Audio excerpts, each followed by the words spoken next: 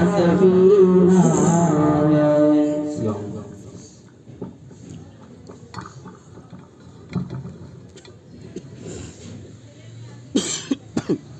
السلام علیکم ورحمۃ اللہ وبرکاتہ۔ معزز سامعین کرام، ابھی کا جو وقت ہے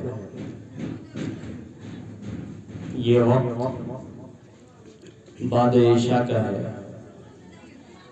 اور عشاء کے بعد کے بارے میں شہنشاہ کونین جناب محمد رسول اللہ صلی اللہ علیہ وسلم نے فرمایا لا عشیرۃ بعد العشاء، کہ عشاء کے بعد کوئی مجلس نہیں، چونکہ عشاء کی نماز کے بعد کھا پی کر آرام کرنے کا وقت ہوتا ہے، یہ آخری نماز ہے۔ اور آپ نے حدیث سنی ہوگی، اللہ کے نبی صلی اللہ علیہ وسلم نے فرمایا کہ عشاء کی نماز پڑھ کے جو سو جاتا ہے اور فجر کی نماز جماعت سے پڑھتا ہے تو وہ آدمی ایسا ہے جیسا کہ پوری رات عبادت کیا ہے۔ کتنی بڑی فضیلت ہے اور کتنا اونچا مقام ہے عشاء کی نماز اور فجر کی نماز جماعت سے پڑھنے والوں کی، اس لیے اس کا خیال ہم لوگوں کو رکھنا چاہیے۔ اللہ کے نبی صلی اللہ علیہ وسلم نے ہم سب کے لیے جتنا زیادہ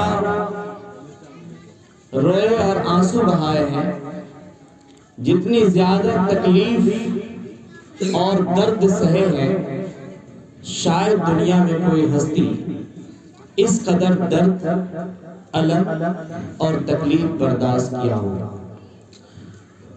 معزز سامعین کرام، آج کی یہ مجلس جناب خورشید صاحب کے صاحبزادے عزیزم زاہد سلمہ کی شادی کے سلسلے میں رکھی گئی ہے، اور آپ کو معلوم ہے کہ شادی یہ انسان کی زندگی کا ایک حصہ ہے، انسان کی زندگی کا ایک جز ہے، کیونکہ شادی کے ذریعے سے آدھا دین مکمل ہوتا ہے۔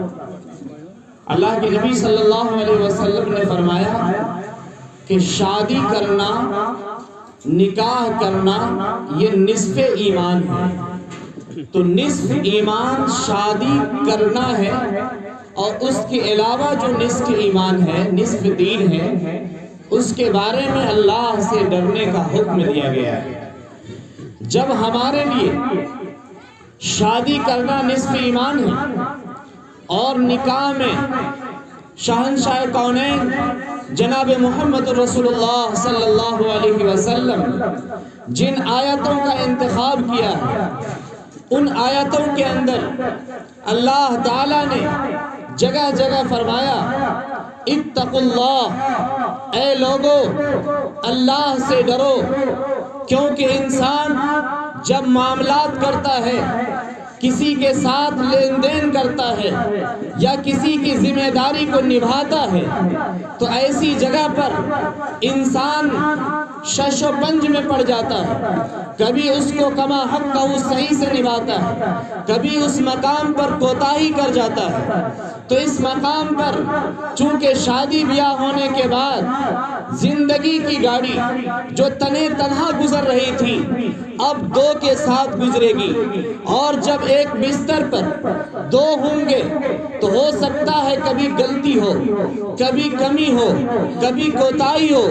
زندگی میں گاڑیاں کبھی خراب ہو جاتی ہیں، کبھی چکا پنکچر ہو جاتا ہے، کبھی اتار چڑھاؤ آتا رہتا ہے۔ اس لیے اس مقام پر ہم سب کے نبی جناب محمد رسول اللہ صلی اللہ علیہ وسلم نے فرمایا سب سے بہترین انسان وہ ہے جو انسانوں کے ساتھ حسن اخلاق کا معاملہ کرے، اور اس میں سب سے بہترین آدمی وہ ہے جو اپنے بیوی کے ساتھ بہترین سلوک کرے۔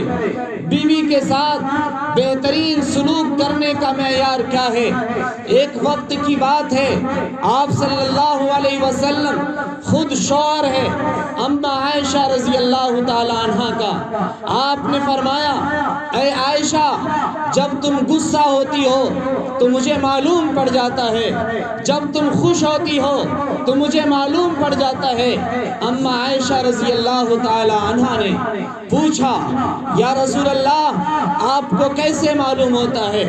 آپ نے فرمایا کہ جب تم غصہ کے عالم میں ہوتی ہو تو تم کہتی ہو ابراہیم کے اللہ کی قسم کھا کر کے بیان کرتی ہوں، اور جب تم خوش ہوتی ہو تو اس وقت کہتی ہو محمد رسول اللہ کے اللہ کی قسم کھا کر کے بولتی ہوں۔ تو لہٰذا غصے کے عالم میں ابراہیم کے اللہ کے نام سے منسوب کر کے قسم کھا کر بات کرتی ہو، اور جب خوش ہوتی ہو تو محمد رسول اللہ کی قسم، اللہ کی قسم کھا کر کے اس طرف منسوب کر کے باتیں کرتی ہو۔ کیا یہ حقیقت ہے کہ نہیں؟ اما عائشہ رضی اللہ تعالی عنہ مسکرانے لگی اور کہنے لگی، یا رسول اللہ، حقیقت یہی ہے۔ دیکھیے، عورت ہے، خاتون ہے، امتی کی ماں ہے، علم کا معیار دیکھیے کہ جب غصہ کے عالم ہوتی ہے تو الفاظ ان کا بدل جاتا ہے، خوشی کے عالم میں ہوتی ہے تو انداز ان کا بدل جاتا ہے۔ یہ علم کا نتیجہ ہے۔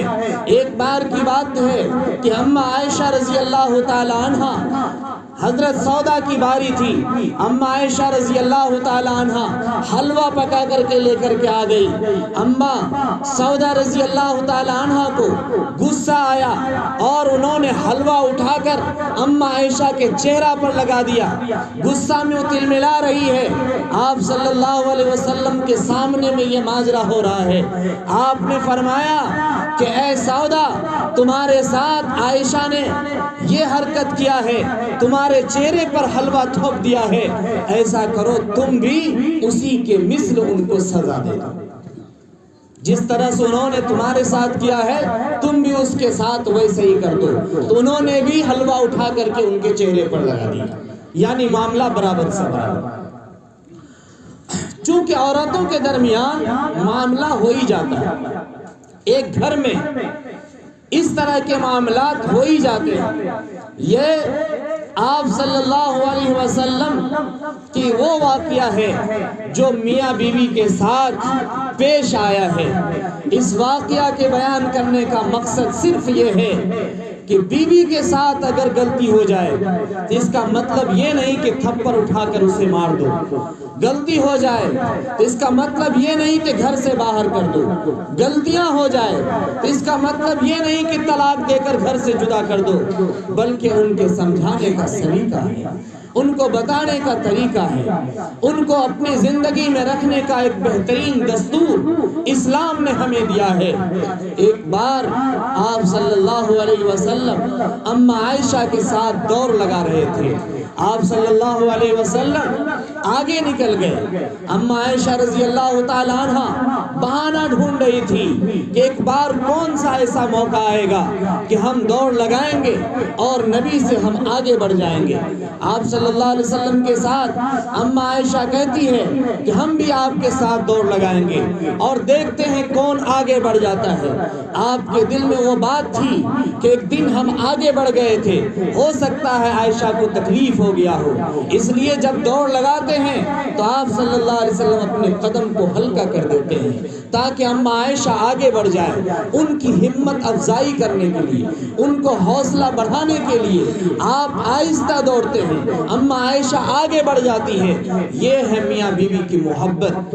میاں بیوی ایک ساتھ رہتے ہیں، ایک ساتھ چلتے ہیں، ایک ساتھ کھاتے ہیں، ایک ساتھ سوتے ہیں، لہٰذا ایک ساتھ رہنے کی وجہ سے کبھی کبھی کوتاہیاں ہو جاتی ہیں، غلطیاں ہو جاتی ہیں، آپس میں رنجشیں ہو جاتی ہیں، اس لیے اس کو کوئی بڑا عمل نہ سمجھے۔ ہر گھر کا یہ معاملہ ہے، اس لیے اس کو نظر انداز کر کر کے چلے، اور گھر میں کبھی غصہ کی بات آ جائے تو گھر سے باہر نکل جائے۔ گھر سے باہر نکل جائے، توڑ پھوڑ کرنے کی ضرورت نہیں، مار پیٹ کرنے کی ضرورت نہیں، طلاق دینے کی ضرورت نہیں۔ جس انداز سے ہو اس گھر کو صحیح منہج دے، صحیح طریقہ دے اور معاملات کو درست کرنے کی کوشش کرے، کیونکہ شادی کے بعد ذمہ داریاں بڑھ جاتی ہیں، اور جب ذمہ داریاں بڑھتی ہیں تو اس وقت اس کو سمجھ میں آتا ہے زندگی کا اصل مزہ کیا ہے۔ اسی لیے کہا کہ نکاح نصف ایمان ہے، نکاح کر کے نبھا لینا، ان کی ضرورتوں کو پورا کرنا یہ کم بڑی بات نہیں ہے، یہ بہت بڑی بات ہے، کیونکہ مرد حضرات کی بہت بڑی قربانی ہوتی ہے۔ پوری زندگی مسلسل بیویوں کی پرورش، ان کی کفالت، ان کے دیکھ بھال، ان کی ضرورتوں کو پورا کرنے کے لیے مرد حضرات لگا دیتے ہیں۔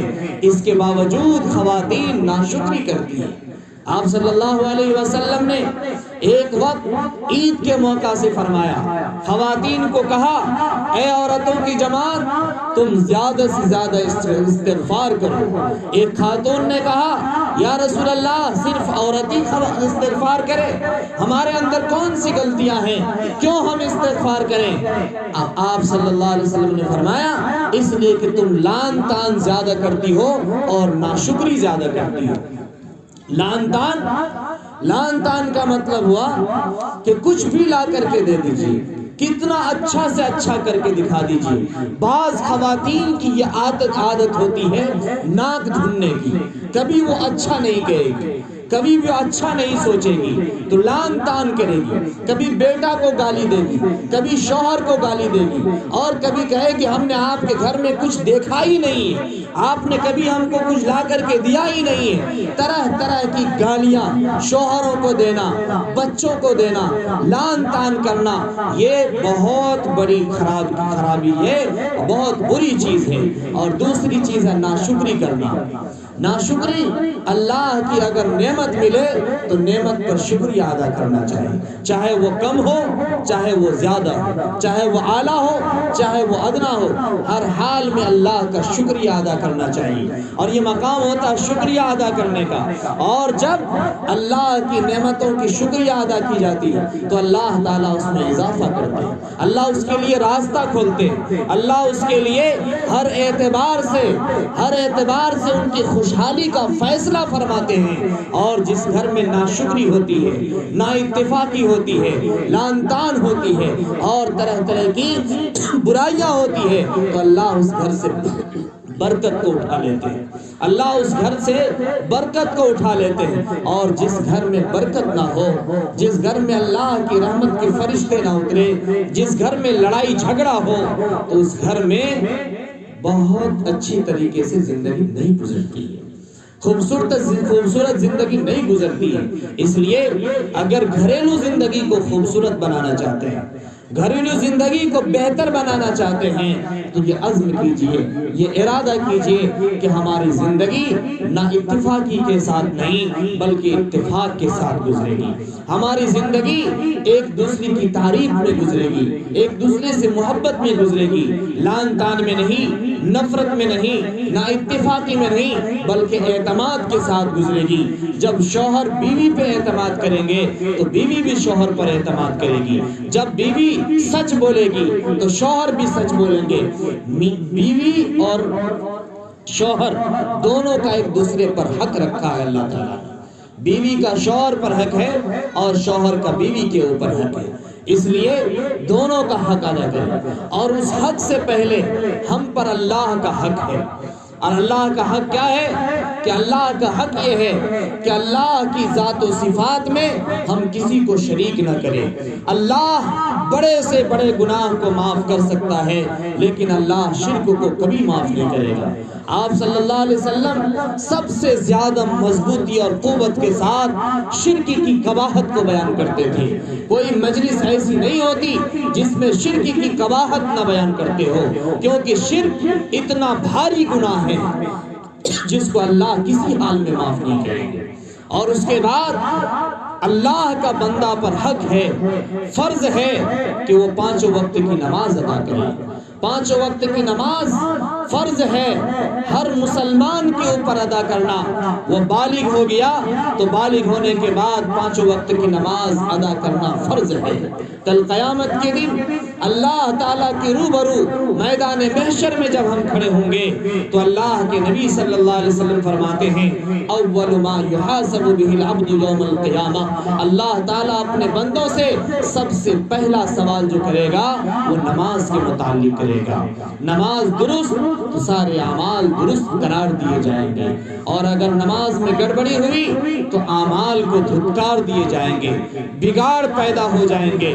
نماز پر ہی ہمارے اعمال کا سارا دار و مدار ہے.